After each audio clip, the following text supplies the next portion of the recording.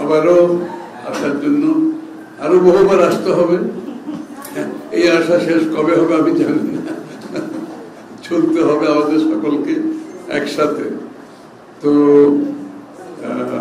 আজকে Canadian high commissioner উনি কলমে আসছিলেন সেক্রেটারি জেনারেল সাহেবের সাথে, এবং কতক্ষণ প্রায় 1 ঘন্টার কাছাকাছি আমাদের মধ্যে আলোচনা হয়েছে, দীর্ঘ আলোচনা হয়েছে, এবং আলোচনার বিষয়বস্তু স্বাভাবিকভাবে ফেব্রুয়ারির নির্বাচন প্রস্তুতি, নির্বাচনের প্রস্তুতি, সরকারের পক্ষ থেকে প্রস্তুতি, রাজনৈতিক দলগুলোর প্রস্তুতি, বিএনপির প্রস্তুতি, এগুলো নিয়ে আলোচনা হয়েছে।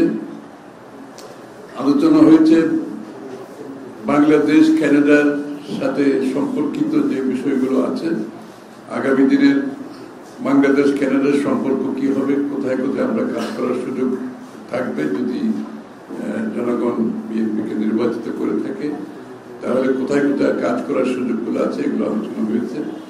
1 নম্বর হচ্ছে এগ্রিকালচার। আপনারা জানেন কানাডা তো এগ্রিকালচারে খুবই ভালো, কোথায় আমরা কোঅপারেশন করতে পারি। আমাদের দেশে যে এগ্রিকালচার আমরা মোটামুটি ভালো করছি, কিন্তু এটাকে আরো সামনের দিকে এগিয়ে নিয়ে যে সুযোগগুলো আছে, সম্ভাবনা আছে, ওখানে কানাডা কিভাবে সহযোগিতা করতে পারে টেকনোলজিক্যালি, এবং এআই, আর্টিফিশিয়াল ইন্টেলিজেন্স, এবং এক্সটেনশন, এগ্রিকালচারাল প্রোগ্রামগুলোকে এক্সটেনশন কিভাবে করা যায়। দ্বিতীয়ত হচ্ছে আইটি সেক্টরে আমাদের অনেক ছেলেমেয়েরা কানাডাতে লেখাপড়া করে, আপনারা জানেন, এবং এখানে আইটি সেক্টরে আমরা কিভাবে কানাডার সাথে একটা সংযোগ সৃষ্টি করতে পারি, এর মাধ্যমে বাংলাদেশে আমাদের কর্মসংস্থান সৃষ্টি করা যাবে, এবং এই আইটি রিলেটেড ব্যবসার মাধ্যমে আমরা আমাদের কর্মসংস্থান এবং বিদেশি মুদ্রা আয় দেশের অর্থনীতিতে প্রবৃদ্ধিতে কিভাবে সহায়তা করবে। আরেকটা নিয়ে হচ্ছে শিক্ষার ক্ষেত্রে, সেখানেও আমাদের কোঅপারেশন আলাপ হয়েছে। স্বাস্থ্যের ক্ষেত্রে আলাপ হয়েছে। আপনারা জানেন বিএনপি একটি ইউনিভার্সাল হেলথ কেয়ার, সার্বজনীন একটা হেলথ কেয়ার সিস্টেমের আমরা আমাদের ম্যানিফেস্টোতে থাকবে, এবং আমাদের কর্মসূচিতে আছে, অর্থাৎ প্রত্যেকটি নাগরিকের জন্য প্রাইমারি হেলথ কেয়ার, এবং যেখানে হত দরিদ্র তাদের জন্য আরো একটু উপরের দিকে অন্য হেলথ কেয়ার ব্যবস্থা, যেটা আমাদের স্বাস্থ্য ব্যবস্থায় থাকবে, যেটা আমরা আমাদের পরিকল্পনার মধ্যে আছে। সেটাকে সেই জায়গাতে কানাডার সহযোগিতা কিভাবে আসতে পারে সেটার উপর আলোচনা হয়েছে। ইলেকশন তো বললাম, এবং ইলেকশনে তাদের সহযোগিতাও থাকবে, এটা বললো তারা কিভাবে সহযোগিতা করতে পারবে নির্বাচনের ভূমিকাতে। ইলেকশন কমিশনের সাথেও তারা কাজ করতে প্রস্তুত আছে, বোধহয় আলোচনাও চলছে ইতিমধ্যে হয়তো। হ্যাঁ, এটার সাথে এটা কি সব না, ওইটা তো এই যে এটা তো আরো অনেক রেপ হচ্ছে, জনগণ তো জানতে পারছে না, এবং এখানে এটাকে সমাধান না করে রেপের এটাকে যদি রাজনীতিকরণ করা হয়, সেটা হচ্ছে সবচেয়ে বেশি দুর্ভাগ্য। এবং মিথ্যাচারের মাধ্যমে রাজনীতি করো, সত্যর মধ্যে না মিথ্যাচার করো, এবং আগামী দিনে নির্বাচনের সুবিধা নেওয়ার জন্য, নিজেদের নির্বাচনী বৈতরণী পার হওয়ার জন্য এই ধরনের কর্মকাণ্ডকে সমাধান না করে এটাকে রাজনীতিকরণের যে কথাবার্তা চলছে, এটা দুঃখজনক। এটা থেকে বেরিয়ে আসতে হবে, এবং এইখানে না আরো সারা দেশে অনেক রেপ হচ্ছে, এটার বিরুদ্ধে আরো সরকারকে আরো সক্ষম হতে হবে, আরো তাদের ভিজিবিলিটি বাড়াতে হবে, এবং এটা আরো অনেক জায়গায় হচ্ছে, বিভিন্ন জায়গা থেকে হয়তো সবকিছু রিপোর্ট হচ্ছে না। আমি আগে মহিলাটা নিতে হাত তুলছে আগে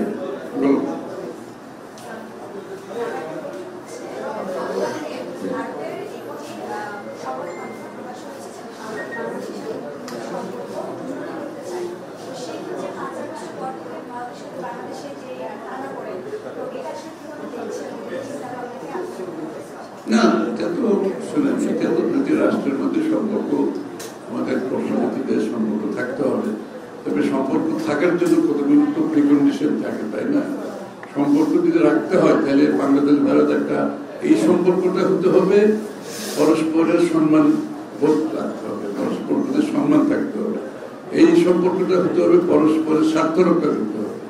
এই সম্পর্কটা এমন হতে হবে যেখানে কোনো আভ্যন্তরীণ বিষয়ে হস্তক্ষেপ করার সুযোগ থাকবে না।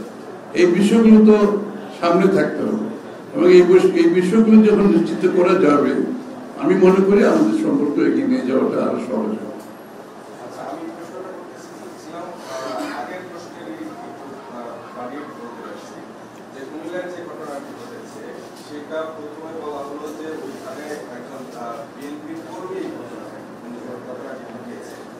পরে আমরা যেটা জানতে পারলাম যে আসলে তাদের মধ্যে পূর্ব পরিচিতি ছিল তারা এবং তাদের এক ধরনের সম্পর্ক ছিল।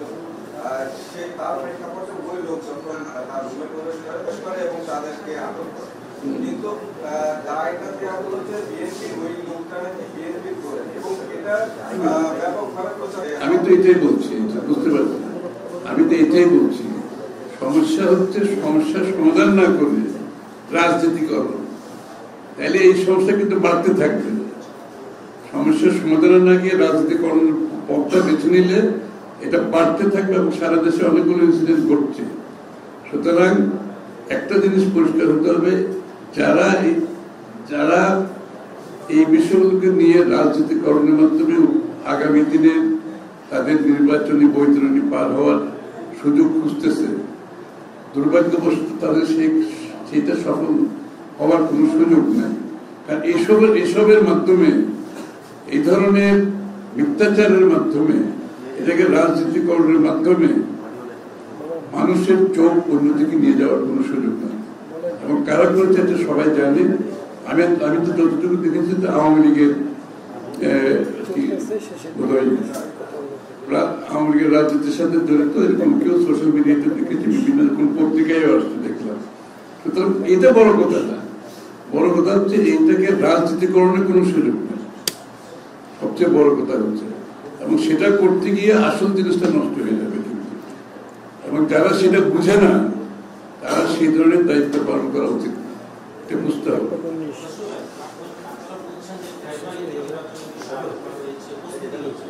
কিন্তু সরকারের পক্ষ থেকে এখনো ফেব্রুয়ারিতে নির্বাচনের বিষয়ে স্পষ্ট কোনো ধারণা দেওয়া হয়নি।